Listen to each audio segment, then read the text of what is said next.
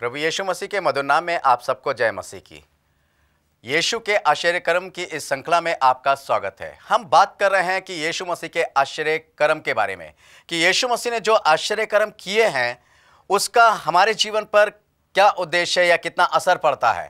जी हाँ, उनके अंदर अगर हम यीशु मसीह के आश्चर्य कर्मों को बहुत गहराई के साथ पढ़ें और देखें तो पाएंगे कि उसके अंदर एक बहुत बड़ा मैसेज हमारे लिए होता है, और एक ऐसा उत्तम मैसेज यदि हम उसको अपने जीवन में लागू करते हैं तो हमारे जीवन के अंदर बहुत सी एक अलग किस्म की बातें आती हैं और हमारा जीवन जो है वो प्रभु यीशु मसीह की ओर बढ़ता चला जाता है।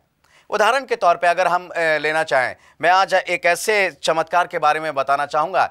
हालांकि इसका टाइटल जो है वो है मंदिर का कर। मंदिर का कर देने की जब बात आई तो यीशु मसीह ने उस कर को इतने आश्चर्यचकित ढंग से लोगों के दिया है जिसका वर्णन बहुत अलग है, एक अनोखा वर्णन है। आज उसके बारे में हम देखेंगे कि आखिर वो कर उसने चुकाया कैसे, किस तरीके से उसने कर दिया, यीशु मसीह के प्रचार करता था। वो कहीं ऐसा नहीं था कि नौकरी कर रहा हो या कहीं से उसके पास साधन आते हों या उसके चेले कहीं कुछ कर रहे हैं। हालांकि उसके चेलों का पहले बिजनेस था कि वो मछलियों को पकड़ते थे और बाजार में बेचा करते थे, परंतु जब यीशु मसीह ने उनको चुना तो उन्होंने उस बिजनेस को भी त्याग दिया।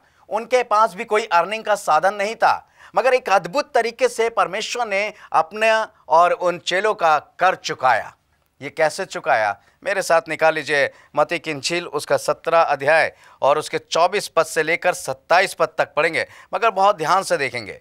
यहाँ पर लिखा है, जब वे कफरनहूम पहुँचे तो मंदिर का कर लेने वालों ने पतरस के पास आकर पूछा, क्या तुम्हारा गुरु मंदिर का कर नहीं देता? जी हाँ, हर एक चीज़ का एक कर था, टैक्स जिसको बोलते हैं। मंदिर का भी एक टैक्स हुआ करता था। पतरस के पास लोग आए जो टैक्स लेने वाले हैं, आप जानते होंगे, इनकम टैक्स वगैरह के ऑफिसर, अधिकारी आप कह सकते हैं उन्हें। तो वो जब आए पतरस के पास कि क्या कारण है कि तेरा गुरु जो है वो मंदिर का टैक्स क्यों नहीं देता है? क्योंकि जब वो इस संसार के अंदर हम रहते हैं तो इस संसार के नियमों का पालन करना चाहिए। और यीशु मसीह जब इस संसार में मनुष्य के रूप में थे, उन्होंने मनुष्य के रूप में रहकर ऐसा कोई भी संसारिक नियम को नहीं तोड़ा जिससे उनके ऊपर उंगली उठती। यीशु मसीह ने हर उस नियम का पालन किया जो संसार के आधार पे बना था। आज हमारे देश में जो भी नियम है हमें उसको फॉलो करना है, क्योंकि हमारा देश का कानून है, हमारे देश का लॉ है ये, और व्यवस्था है ये कि हमें उसका कानून पूरा करना है। यदि हम अपने देश का कानून तोड़ेंगे तो अपराधी गिने जाएंगे। और यीशु मसीह भी उस समय जो भी वहाँ का कानून था, या टैक्स लेना था, मंदिर का टैक्स लेना था, रोड का टैक्स था, किसी भी चीज़ का, उसने किसी भी कानून को नहीं तोड़ा। उसने हर कानून को वैसे ही पूरा करा ताकि कोई भी उंगली उसके ऊपर ना उठ सके। और इसलिए जब पतरस से पूछा तब ये बात यीशु मसीह ने क्या कहा? यहाँ लिखा है 25 पद, उसने कहा, हाँ देता है। जब वह घर में आया तो यीशु ने उसके पूछने से पहले ही उससे कहा, हे शमौन, तू क्या सोचता है, पृथ्वी के राजा महसूल या कर किन से लेते हैं, अपने पुत्र से या पराये से? अब प्रभु यीशु मसीह को पता था कि क्या बात है, मगर पतरस उस समय अकेला था। जब पतरस से घर में पहुंचा और यीशु मसीह के सामने पहुंचा तो यीशु मसीह ने उसको तुरंत एक सवाल किया जो उसके मन में था, मगर पतरस वहाँ पर ये कह कर आया कि मेरा प्रभु, मेरा गुरु जो है वो कर देता है, वो कर को चुकाता है। उसने ये बताया कि वो हर उस नियम का पालन करता है, चाहे वो पृथ्वी का हो चाहे वो स्वर्ग का हो, वो किसी भी नियम को नहीं तोड़ता है और वो हर एक नियम का पालन करता है। मेरे प्रिय भाइयों बहनों, यदि हम यीशु मसीह के हैं तो हमारे भी यही कर्तव्य होना चाहिए, चाहे हमारे देश का नियम हो, चाहे हमारे संसार का नियम हो, चाहे हमारे परिवार का नियम हो, चाहे हमारे शहर का नियम हो या हमारे गांव का जो भी नियम बना है, हमें उसे पूरा करना चाहिए। यदि हम उसको पूरा नहीं करते हैं तो हम अपने, मान लीजिए आप जिस शहर में भी रहते हैं, अगर आप उस शहर के नियमों का पालन नहीं कर रहे हैं तो आप अपराधी गिने जाएंगे। और यीशु मसीह ये नहीं चाहता है कि हम किसी भी तरीके से अपराधी गिने जाएं, इसलिए हर एक नियम का पालन करना चाहिए। मगर यहां पर एक सवाल पूछता है कि कर किसको देना चाहिए? क्या राजा के पुत्र को भी कर देना चाहिए? किससे? पराये से। मगर वो कहता है कि राजा का पुत्र कर नहीं देता है। यीशु मसीह बताता है कि वो उस राजा का बेटा है जिसका नाम परमेश्वर यहोवा है। वो उस यहोवा का, उस इकलौते परमेश्वर का बेटा है, इसलिए उससे कर कोई नहीं ले सकता। मगर इसके बावजूद भी उसने कर क्यों दिया, इसका सबसे बड़ा कारण है, यहाँ पे परमेश्वर का वचन बताता है 27 पद में, उसने कहा, तो भी इसलिए कि हम उन्हें ठोकर ना खिलाएं, तो झील के किनारे जाकर बंसी डाल और जो मछली पहले निकले उसे ले, उसका मुंह खोलने पर तुझे एक सिक्का मिलेगा, उसी को लेकर मेरे और अपने बदले में उन्हें दे देना। अब यहाँ पर एक महान आश्चर्यकर्म भी है। मगर यीशु मसीह ने कहा कर क्यों दिया उसने? इसलिए ताकि वो ठोकर का कारण ना बने। ये व्यक्ति कैसा है? हमारे देश का नियम है, हमारे शहर का नियम है कि मंदिर का कर देना चाहिए और ये कर नहीं देता है। दूसरे लोग भी रहते हैं, वो कर क्यों देते हैं? जब वो देते हैं तो इसे भी देना चाहिए। इसलिए यीशु मसीह ने हमेशा उस बात को करा कि किसी भी कारण से, किसी भी बात से किसी को ठोकर ना लगे। हाँ मेरे प्यारे भाइयों बहनों, यीशु मसीह यही चीज मुझसे और आपसे चाहता है कि हमारे जीवन में किसी भी बात से लेकर, चाहे वो देश का कानून हो, चाहे शहर का कानून हो, चाहे गांव का कानून हो, हमारे जीवन से किसी को भी ठोकर नहीं मिलनी चाहिए। इसलिए हम अपने जीवन को उन उत्तम बातों से सजा के रखें जो यीशु मसीह ने अपने जीवन में पूरी की हैं। उन्हीं बातों को हम अपने जीवन में पूरा करते हैं। जब हम अपने जीवन में उन बातों को पूरा करते हैं तो हम देश के एक अच्छे नागरिक भी कहलाए जाते हैं, हम उस शहर के एक अच्छे नागरिक भी कहलाए जाते हैं। हमारी गिनती अच्छे नागरिकों में होती है। और यीशु मसीह यहाँ पर यही संदेश देना चाहता है कि तुम जिस जगह पर हो वहाँ पर एक अच्छे नागरिक की गिनती में तुम्हें आना चाहिए। मेरे प्यारे भाइयों बहनों, जब हम इस तरीके का कार्य करते हैं तो परमेश्वर की आशीष मेरे और आपके जीवन के ऊपर उतरती है। परमेश्वर बहुतायत से आशीष देता है। मगर ये सिर्फ यही नहीं है कि हम सिर्फ इस पृथ्वी के नियमों का पालन करें। जी हाँ, लोग अक्सर सिर्फ एक नियमों का पालन करते हैं, पृथ्वी के। हमें पृथ्वी का और स्वर्ग के दोनों नियमों का पालन करना चाहिए। हमें परमेश्वर के नियमों का भी पालन करना चाहिए, क्योंकि परमेश्वर ने हमें बनाया है और इस दुनिया में रखा है ताकि हम उसके नियमों का पालन करें। मगर अक्सर लोग देश के नियमों का पालन करना जरूरी समझते हैं। जरूरी क्यों समझते हैं? क्योंकि उन्हें मालूम है कि अगर वो देश के नियमों का पालन नहीं करेंगे तो उन्हें जेल में डाल दिया जाएगा। उन्हें मालूम है अगर वो अपने देश के नियमों का पालन नहीं करेंगे तो कानून उनसे इस बात का लेखा जोखा तुरंत ले लेगा। मगर याद रखें, आज परमेश्वर यदि आपसे लेखा जोखा नहीं ले रहा है, यदि आज परमेश्वर आपको समय दे रहा है, यदि आज परमेश्वर आपको छोड़े हुए है, तो एक ना एक दिन परमेश्वर के सामने जब हम खड़े होंगे तो इन सारी बातों का लेखा जोखा लेना पड़ेगा कि हमने पृथ्वी के कानून तो डर के मारे पूरा किया, परंतु स्वर्गीय कानून को हमने पूरा नहीं किया। हमें हर एक कानून को पूरा करना चाहिए। आपको पता है कि अगर आप रोड पे जा रहे हैं और रोड के जो भी नियम हैं, जो भी रोड के कानून हैं, अगर आप उन नियमों को तोड़ेंगे तो आपका तुरंत चालान कटेगा, तुरंत पुलिस आपके पीछे लगेगी। आप डरते हैं कहीं पुलिस मेरे पीछे ना लगे, आप डरते हैं कहीं आपको जेल में ना डाल दिया जाए, इसलिए आप इस संसार के नियमों का तो पालन करते हैं परंतु परमेश्वर के नियमों का पालन नहीं करते। मगर यीशु मसीह ने जब वो मनुष्य के रूप में पृथ्वी पर था तब भी उसने पृथ्वी के नियमों का भी पालन किया और इस पृथ्वी पर रहते हुए पे उसने स्वर्गीय नियम का भी पालन किया। मेरे प्यारे भाइयों बहनों, हमें भी यही करना चाहिए। हमें दोनों नियमों का पालन करना चाहिए ताकि परमेश्वर की आशीष को भी और सांसारिक आशीष को भी हम अपने जीवन में प्राप्त कर सकें। और परमेश्वर में लिखा है परमेश्वर का भी अनुग्रह हम पर होना चाहिए और मनुष्यों का भी अनुग्रह हम पर होना चाहिए। जब इस तरीके का जीवन हम जीते हैं तो परमेश्वर की आशीषें दोनों रूप में हमें मिलती हैं। दूसरी चीज़ यहाँ पर जो एक बात लिखी गई है, उसने पतरस से कहा, जा उस झील में चला जा और बंशी डालना, तुझे एक मछली मिलेगी और उस मछली को लेना और उसके मुंह में एक सिक्का होगा, तो उसके मुंह से सिक्का निकालना और वो सिक्का निकाल कर उसे कर दे देना। यहां पर एक अद्भुत आश्चर्य कर्म है। अब यीशु मसीह जो है उसको पतरस को भेज रहा है। अब वो झील में आपने देखा होगा बहुत से लोग नदी के किनारे और झील में या तालाबों में बंशी डाले बैठे रहते हैं, कभी कदार घंटों बैठे रहते हैं, मछली नहीं फंसती है, बहुत देर तक बैठे रहते हैं, कोई मछली हाथ नहीं आती है। मगर यहाँ पर पतरस गया और उसने बंशी डाली और वो मछली आई और उसमें फंसी और उसके मुंह से सिक्का निकाला और उसने फिर पानी में उसको मछली को फेंक दिया।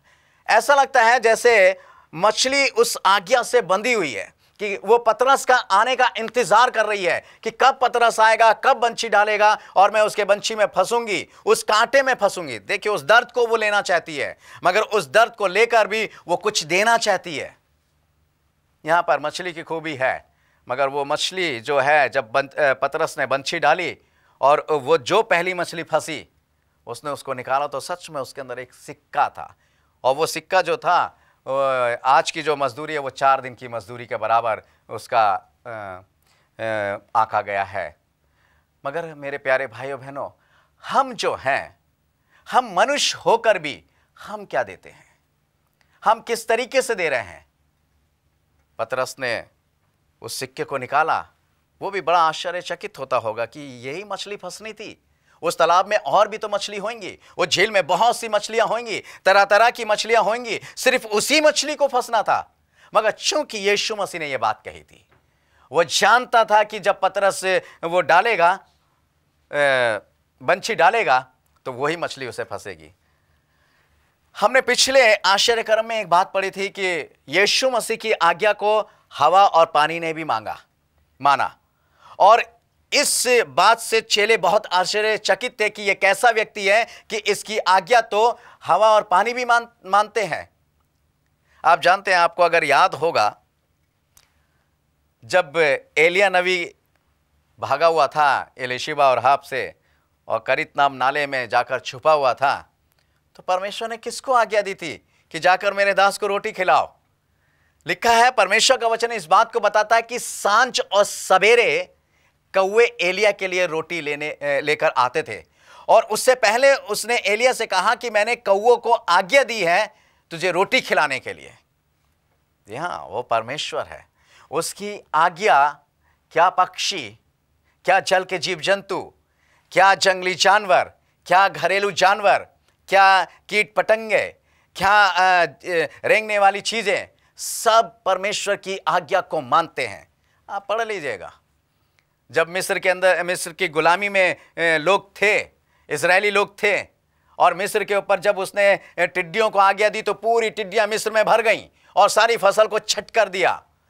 उसने मेंढकों को आज्ञा दी, सारे मेंढक मिस्र के अंदर भर गए और वो परेशान हो गए मिस्री लोग। उसने डांसों को आज्ञा दी, वो भर गए और जानवरों को उसने डसने लगे। बहुत कुछ परमेश्वर ने, आप पढ़ते जाएंगे तो आपको दिखाई उसमें परमेश्वर के वचन में ये मिलेगा कि जानवरों ने, पक्षियों ने कैसे कैसे परमेश्वर की आज्ञा को माना है, परमेश्वर की आज्ञा को पूरा किया है। और यहां पर ये मछली भी परमेश्वर की आज्ञा से बंधी थी। एक मछली वो थी, बहुत बड़ी मछली, जिसको परमेश्वर ने आज्ञा दी थी कि तू योना नबी को निगल लेना, मगर उसने एक आज्ञा और भी दी थी, उसको पचाना मत, सिर्फ निगलना है और उसको पेट में रखे रहना और कुछ मत करना। और उसने पूरा का पूरा योना नबी को निगल लिया। मगर आज हम मनुष्य परमेश्वर की आज्ञा को कितना मानते हैं? मछली को कौन सा टैक्स देना होता है, या मछली कौन सा अर्निंग के काम कर रही है, वो कौन सा ऐसा काम कर रही है कि उसकी कमाई हो रही हो और वो अपनी कमाई का दशमांश उसे दे, या अपनी कमाई में से जो भेंट है वो या ऑफरिंग है वो उसको दे। मगर तभी परमेश्वर ने उसको आज्ञा दी। पतरस आता है, वो जैसे ही बंशी डालेगा, जो कांटा पड़ेगा तो उसमें जाकर फंसना। वो जाकर फंसी और उस कांटे में फंसी। उसने उस कांटे के दर्द को अपने जीवन में लिया और पतरस ने निकाला, और उस मछली के द्वारा वो सिक्का उसको प्राप्त हुआ। हमारे द्वारा परमेश्वर को क्या प्राप्त होता है? परमेश्वर ने हमें सब कुछ दिया, पूरा संसार हमें दे दिया और कहा कि इस संसार में भर जाओ और सब कुछ अपने अधिकार में कर लो, और मनुष्य ने सब कुछ अपने अधिकार में कर लिया। आज हमारे पास क्या चीज नहीं है? हमारे पास कमाई के अच्छे साधन हैं, हमारे पास अच्छी नौकरी है, अच्छे घर हैं, सब कुछ है, मगर फिर हम परमेश्वर को क्या देते हैं?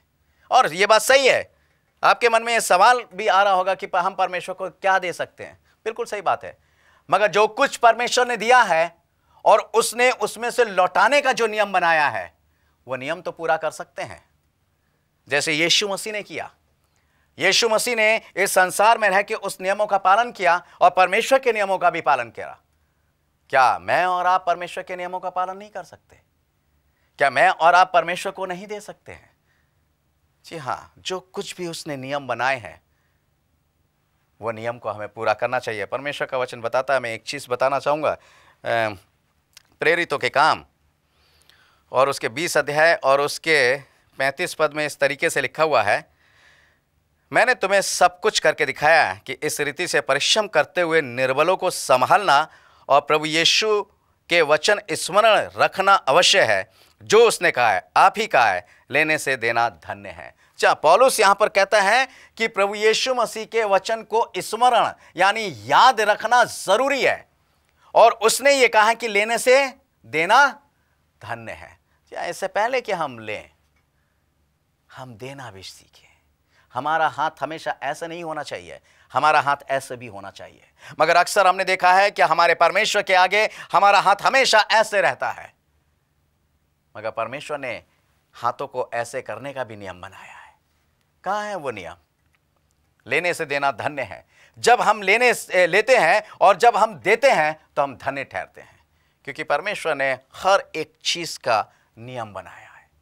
आज सिर्फ हम लेना जानते हैं, मगर देखिए जानवर, पशु पक्षी ये सब परमेश्वर को कुछ दे रहे हैं, इनके पास कुछ नहीं है। वो मछली ने वो सिक्का उसकी आज्ञा के अनुसार दिया। हम क्या दे रहे हैं परमेश्वर को? हमारे पास देने के लिए क्या है? बहुत कुछ है, मगर हमारे लोभ और लालच ने हमें बांध रखा है। हम देना नहीं चाहते हैं। परमेश्वर ने एक नियम ठहराया है। परमेश्वर का वचन कहता है, मलाकी की पुस्तक को यदि आप पढ़ेंगे, मैं चाहूंगा कि मलाकी की पुस्तक को मेरे साथ निकाल लीजिए, उसको देखेंगे परमेश्वर का वचन क्या कहता है। मलाकी 3 अध्याय को, और इसमें एक बहुत बड़ी बात आई है यहाँ पर। मैं 8 पद में पढ़ना चाहूँगा, मलाकी 3 का 8। परंतु तुम पूछते हो हम किस बात में फिरें, पर देखो तुम मुझको धोखा देते हो और तो भी पूछते हो कि हमने किस बात में तुझे लूटा है, दशवांश और उठाने की भेंटों में। जी हाँ, हम परमेश्वर को लूटते हैं। यीशु मसीह के पास एक सिक्का लाए, उससे पहले उन्होंने पूछा कि केसर को कर देना ठीक है या नहीं। वहाँ केसर के कर देने की बात थी।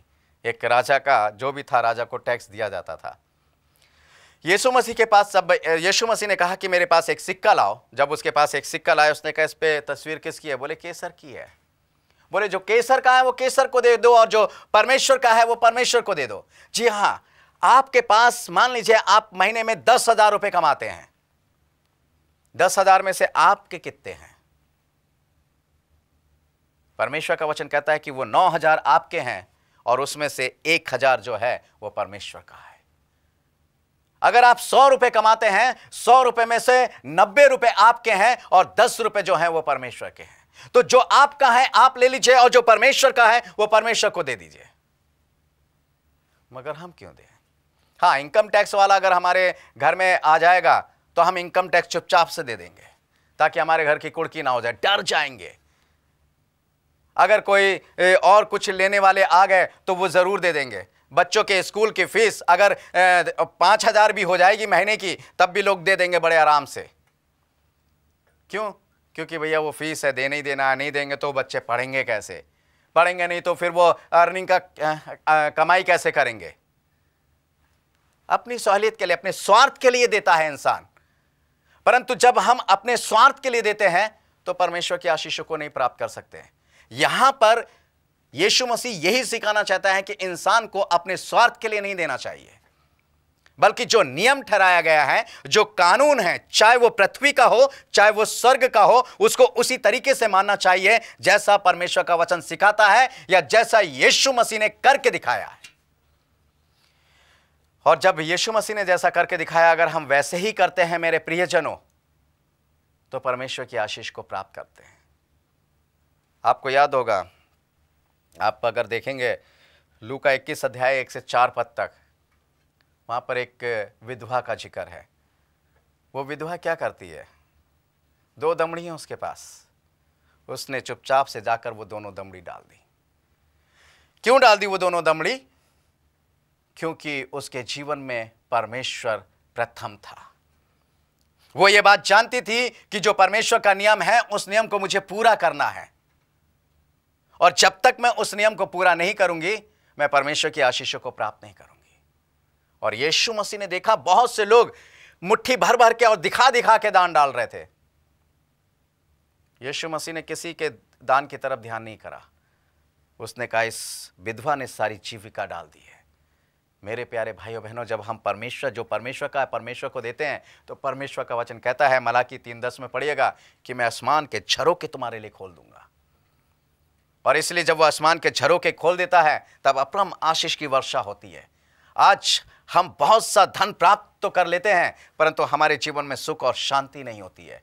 और सबसे बड़ा कारण सुख और शांति का ना होना यह है कि हम परमेश्वर के नियमों का पालन नहीं करते हैं। जो परमेश्वर का है वो परमेश्वर को नहीं देते हैं। इस पृथ्वी के कानून को तो बड़ी जल्दी पूरा कर देते हैं ताकि हम किसी भी मुसीबत में फंस ना जाएं। इसलिए पृथ्वी के नियमों के जो नियम हैं उनको पूरा करने में लगे रहते हैं।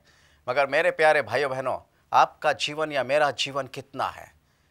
एक दिन जाना है, यीशु मसीह को मुंह दिखाना है। और उस समय जब वो कहेगा कि तुमने मेरे नियमों का पालन नहीं करा और इसलिए तुम दूर हो जाओ मेरी नजरों से, तब आप कहां जाएंगे? कहां जाएगी वो सुख और शांति? इसलिए आइए हम यीशु मसीह के नियमों का पालन करें। यीशु मसीह ने जो कुछ भी करा, इस संसार के नियमों का भी पालन करें ताकि संसार हमें दोषी ना ठहराए, और स्वर्गीय नियमों का भी पालन करें ताकि यीशु मसीह हमें दोषी ना ठहरा सके। हम दोनों नियमों का पालन करें कि यीशु मसीह भी हमें प्यार करें और इस संसार के लोग भी कहें जब हम इस संसार से विदा हों कि वो व्यक्ति था कि सच में इसने संसार के नियमों का भी और परमेश्वर के नियमों का भी पालन करा। तो मेरे प्यारे भाइयों बहनों, आइए हम सब एक साथ मिलकर यीशु मसीह से अपने उन गुनाहों के लिए क्षमा मांगे और जो यीशु मसीह ने कहा है हम उस बात को, उस नियम को पूरा करें। जब हम उस नियम को पूरा करेंगे तो यीशु मसीह मेरे जीवन में और आपके जीवन में, हमारे परिवारों में विराजमान होगा। इस वचन के द्वारा प्रभु आप सबको आशीष दे। आइए प्रार्थना करेंगे। हे स्वर्ग और पृथ्वी के सृष्टिकर्ता परमेश्वर यहोवा, एक बार फिर से आपके लोगों को आपके अनुग्रह के सिंहासन के पास लाते हैं।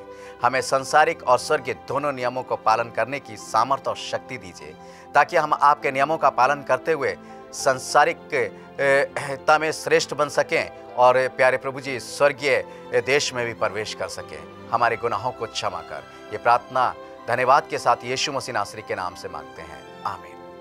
मेरे प्यारे भाइयों बहनों, यदि आपकी कुछ प्रार्थनाएं निवेदन हैं तो आप हमें भेज सकते हैं।